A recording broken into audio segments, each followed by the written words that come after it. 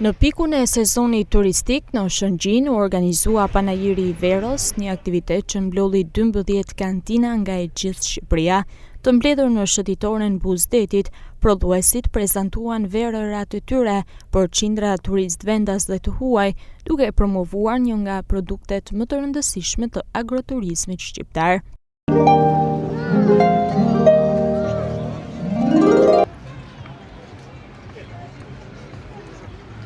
Prodhuesit e verës thonë se produkti vendas duhet të ketë më shumë hapësirë në treg dhe në aktivitetet turistike, pasi kjo do të ndikonte në zhvillimin e bujqësisë dhe do të ofronte turistëve mundësinë të shijojnë verërat shqiptare. Këtu është qasje e gabuar. Njerëzit e shesin vënë jashtë si ju duket vetë si pa pi vend jashtë. Ka jo kohë për ta ngërllit.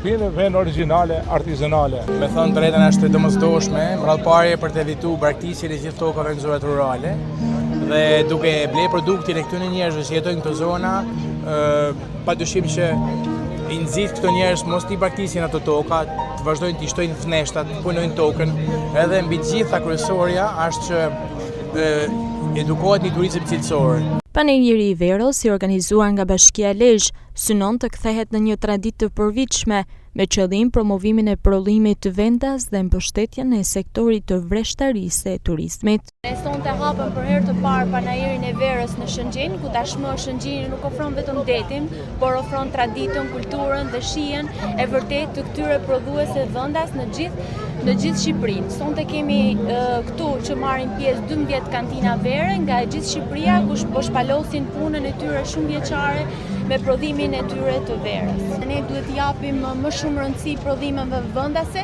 se sa të huaj, të promovojmë punën tonë në fakt. I shoqëruar nga ritmet e muzikës dhe atmosfera festive, Panajiri tërhoqi vëmendjen e turistëve të shumtë që po kalojnë pushimet në Shëngjin. Ata patën mundësinë të degustojnë verërat e 12 kantinave pjesëmarrëse, duke kthyer aktivitetin në një nga atraksionet e sezonit veror.